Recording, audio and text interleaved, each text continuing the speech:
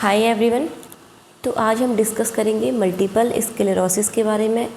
ये चीज़ क्या होती है, क्यों हो रही है, यानी कि कॉजेज़ के बारे में, हमें पेशेंट में क्या क्या सिम्टम्स दिखाई देते हैं उसके बारे में, कैसे हम इसको डायग्नोस कर सकते हैं और कैसे इसका मैनेजमेंट कर सकते हैं। इन सभी चीज़ों को हम इस लेक्चर में डिस्कस करेंगे। तो स्टार्ट करते हैं। First of all, multiple sclerosis है क्या? Is a chronic, progressive, degenerative and autoimmune disease that affect nerve of brain and spinal cord caused by damage to myelin sheath। देखो, मल्टीपल स्क्लेरोसिस क्या है? ये एक क्रोनिक डिजीज़ है। और कैसी है? ऑटोइम्यून डिजीज़ है। क्रोनिक यानी कि ये डिजीज़ धीरे धीरे करके बढ़ती है। ठीक है, ऐसा नहीं कि एक आज हुआ तो एकदम से सारी चीज़ें डैमेज हो जाएंगी, नहीं। ये क्या है? एक क्रोनिक डिजीज़ है। और कैसी है? ऑटोइम्यून डिजीज़ है। देखो, ऑटोइम्यून डिजीज़ क्या होता है? जिसमें हमारे इम्यून सिस्टम में कुछ प्रॉब्लम होने की वजह से वो क्या करता है, हमारी बॉडी की सेल्स को रिकॉग्नाइज नहीं कर पाता है। ठीक है, वो सोचता है कि हमारी बॉडी की जो सेल्स हैं वो फॉरेन एंटीजन है, तो वो उसको किल करना स्टार्ट कर देता है। उनको हम बोलते हैं ऑटो इम्यून डिजीज़। तो मल्टीपल स्क्लेरोसिस क्या है? ये एक ऑटो इम्यून डिजीज़ है। ठीक, और एक चीज़ और कि ये जो मल्टीपल स्क्लेरोसिस है ये सेंट्रल नर्वस सिस्टम की डिजीज़ है। ठीक है, जब लास्ट क्लास में हमने डिस्कस किया था किसके बारे में? गुलियन बेरी सिंड्रोम के बारे में। गुलियन बेरी सिंड्रोम किसकी डिजीज़ थी? पेरिफेरल नर्वस सिस्टम की डिजीज़ थी। ठीक है, ये सेंट्रल नर्वस सिस्टम की है, वो पेरिफेरल नर्वस सिस्टम की है।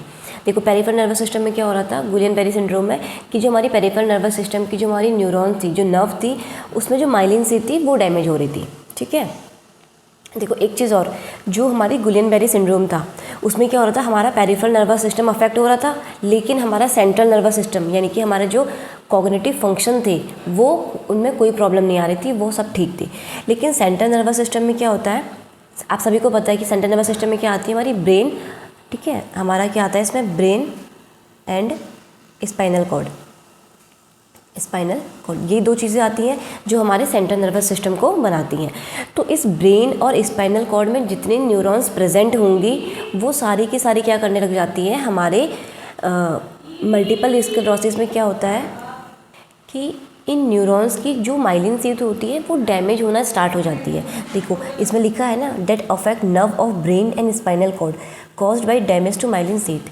तो इसमें क्या होता है, हमारी मल्टीपल स्क्लेरोसिस में क्या होता है, जो हमारी सेंट्रल नर्वस सिस्टम की यानी कि हमारी ब्रेन और स्पाइनल कॉर्ड की जो न्यूरॉन्स हैं उसमें जो माइलिन शीथ है वो डैमेज होना स्टार्ट हो जाती है।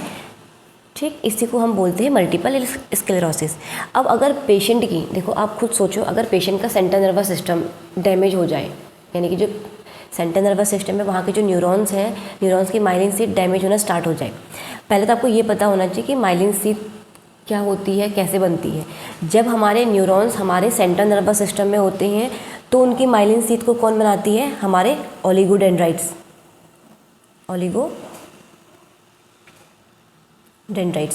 राइट। लेकिन जब वही न्यूरॉन्स हमारे पेरिफेरल नर्वस सिस्टम में प्रेजेंट होते हैं तो उनको कौन बनाते हैं? हमारे स्वान सेल।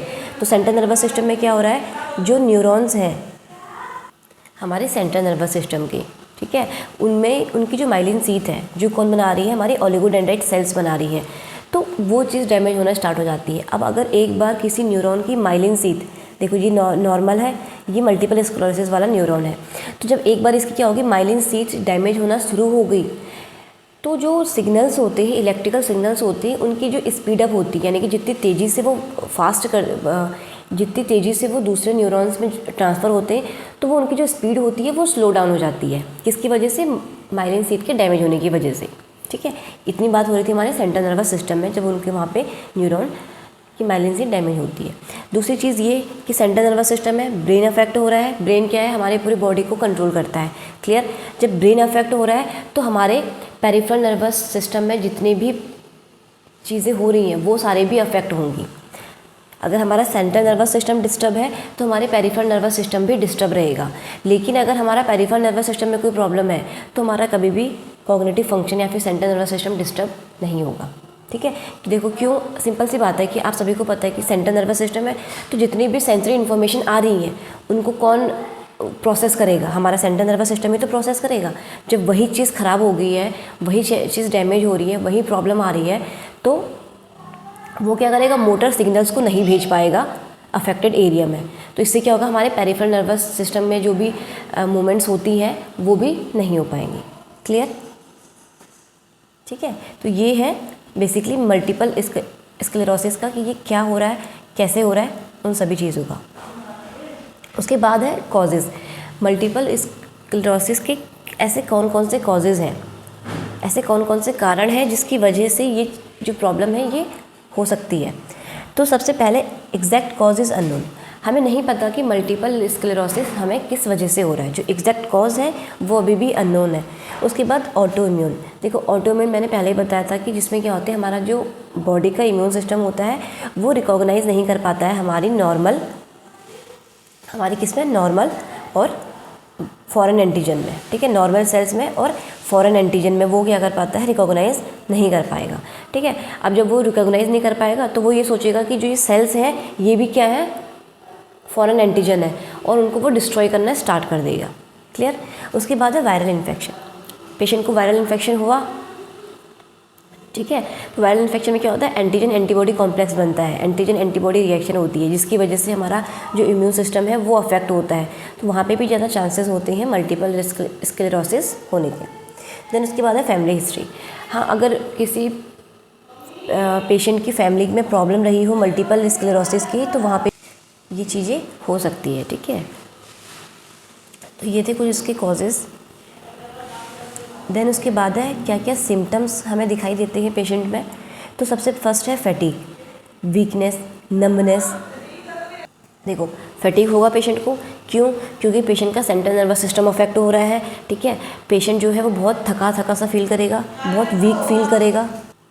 ओके, नंबनेस होगा, डिप्रेशन होगा पेशेंट में। क्लियर? क्योंकि हमारा सेंट्रल नर्वस सिस्टम डैमेज हो रहा है, ब्रेन डैमेज हो रहा है, जितने भी कॉग्निटिव फंक्शंस होते हैं हमारे, ठीक है, चाहे वो जजमेंट का हो, चाहे वो अटेंशन का हो और कंसंट्रेशन, जितनी भी चीज़ें होती हैं वो सारी चीज़ें डिस्टर्ब हो रही हैं, तो पेशेंट जो है डिप्रेशन में जाएगा। डिफ़िकल्टी इन कोऑर्डिनेशन, उसको कोऑर्डिनेशन में प्रॉब्लम होगी। ठीक है, वो क्या है, कोऑर्डिनेट नहीं कर पाएगा। क्लियर? उसको कोऑर्डिनेशन के साथ साथ उसको बैलेंस में भी प्रॉब्लम होगी, क्योंकि देखो ब्रेन अफेक्ट हो रहा है, ब्रेन के अलग अलग पार्ट होते हैं, सेरिब्रम भी होता है, सेरिबेलम भी होता है, ठीक है, मेडुला ऑब्लंगेटा भी होता है, पॉन्स भी होता है। तो उन सभी में क्या हो रही है, जो न्यूरॉन्स हैं उनकी माइलिन से डैमेज हो रही है। तो इसमें क्या होगी, पेशेंट को कोऑर्डिनेशन और बैलेंस में प्रॉब्लम हो सकती है। ब्लड विजन होगा, ठीक, मसल वीकनेस हो सकती है पेशेंट में। उसके बाद है डिप्लोपिया। डिप्लोपिया का मतलब क्या होता है, डबल विज़न। ठीक है, डबल विज़न मतलब इसमें पेशेंट को क्या होंगी, कोई भी चीज़ें जो हैं वो दो दिखाई देंगी। ठीक है, इसको हम बोलते हैं डबल विज़न यानी कि डिप्लोपिया। तो पेशेंट को ऐसी चीज़ें इसमें सिम्टम्स जो है वो अराइज होंगे। क्लियर? देन उसके बाद है हम क्या क्या डायग्नोस कर सकते हैं पेशेंट में, कैसे हम मल्टीपल स्क्लेरोसिस कंडीशन को डायग्नोस कर सकते हैं। तो सबसे पहले इसमें हम लंबर पंक्चर करेंगे। ठीक है, यानी कि जिसमें हम जो CSF होता है हमारा, सेरिब्रोस्पाइनल फ्लूइड है, उसको कलेक्ट करेंगे, उसका एग्जामिनेशन करेंगे। उसके बाद हम MRI करेंगे। ठीक है, MRI हम इसलिए करेंगे ये चेक करने के लिए कि हमारे ब्रेन में कितने कितने एरियाज़ में जो न्यूरॉन्स हैं उनकी माइलिन सीट डैमेज हुई है, कौन कौन से ऐसे एरियाज़ हैं, ऐसे पार्ट हैं जो मल्टीपल स्क्लेरोसिस की वजह से माइलिन सीट के डैमेज होने की वजह से अफेक्ट हो रहे हैं। ठीक है, इसमें क्या होता है, देखो बेसिक सी बात है, सिंपल सा लॉजिक है कि अगर किसी चीज़ की, ये हमारा न्यूरॉन है, अगर इसकी जो माइलिन सीट है अगर ये डैमेज हो रही है, ठीक, तो जो इसके एक्सॉन्स होंगे वो डायरेक्टली कांटेक्ट में आ जाएंगे, तो वहाँ पे क्या हो सकती है, इन्फ्लामेशन होते हैं। ठीक है, वहाँ पे क्या होता है, इन्फ्लामेशन होता है। क्लियर? इसलिए हम MRI करेंगे ये देखने के लिए कि हमारे ब्रेन में कहाँ कहाँ पर इन्फ्लामेशन हो रहा है।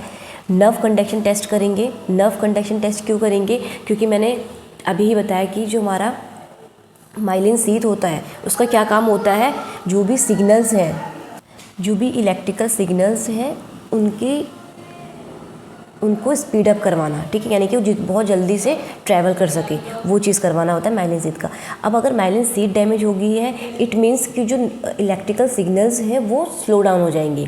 ठीक है, तो उस चीज़ को चेक करने के लिए हम नर्व कंडक्शन टेस्ट करते हैं, ये देखने के लिए कि हमारे न्यूरॉन में इलेक्ट्रिकल सिग्नल्स कितने स्पीड तरीके से ट्रैवल कर रहे हैं। क्लियर? तो ये कुछ हमारे क्या है, डायग्नोस्टिक टेस्ट हैं जो हम मल्टीपल स्क्लेरोसिस में परफॉर्म करते हैं। उसके बाद हमें पता चल गया है कि पेशेंट में मल्टीपल स्क्लेरोसिस है, तो देन हम इसका मैनेजमेंट कैसे करेंगे। देखो, इसका मैनेजमेंट जो है वो ये क्योरेबल डिजीज़ नहीं है, नो क्योर, मतलब इसको हम क्योर नहीं कर सकते हैं, ठीक है। अगर ये किसी पेशेंट को हो गया है तो हाँ, ये चीज़ कर सकते हैं कि उसके सिम्टम्स को हम सप्रेस कर सकते हैं। उसके सिम्टोमेटिक ट्रीटमेंट समझते हो, सिम्टम्स के अकॉर्डिंग ट्रीटमेंट देना, तो वो चीज़ हम कर सकते हैं। लेकिन हम इस मल्टीपल स्क्लेरोसिस वाली जो कंडीशन है, इसको हम प्रॉपर तरीके से ट्रीट नहीं कर सकते हैं। क्लियर। इसमें हम जो मैनेजमेंट करते हैं वो हम एंटी इन्फ्लामेटरी ड्रग्स देते हैं। ऐसे ड्रग्स जो इन्फ्लामेशन को कम करें, उनको हम बोलते हैं एंटी इन्फ्लामेटरी ड्रग्स। उसके बाद इसमें हम इम्यूनो सप्रेशन दे सकते हैं। इम्यूनो सप्रेशन क्यों देंगे? क्योंकि अभी हमने बोला है कि ये क्या है, एक ऑटो इम्यून डिजीज़ है, ठीक है। इसके लिए हम क्या देते हैं, इम्यूनो सप्रेसेंट ड्रग जो है वो पेशेंट में एडमिनिस्टर की जाती हैं। और इसके अलावा जो भी पेशेंट में सिम्टम्स आ रहे हैं उसके अकॉर्डिंग हम उसका मैनेजमेंट करते हैं, ठीक है।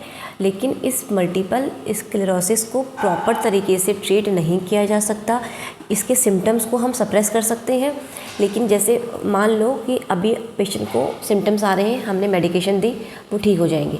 कुछ टाइम बाद, कुछ दिनों बाद या कुछ हफ्ते बाद वो सिम्टम्स फिर से अराइज हो जाते हैं, ठीक है। तो ये ऐसी डिजीज़ है जो क्या है, नॉन क्योरेबल है, जिसको हम क्योर नहीं कर सकते हैं, सिर्फ सिम्टोमेटिक ट्रीटमेंट हम दे सकते हैं।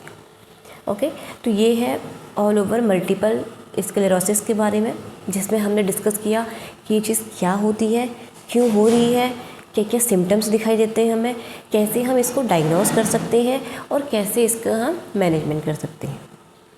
सो आई होप कि आपको ये वीडियो समझ आई होगी। Thank you.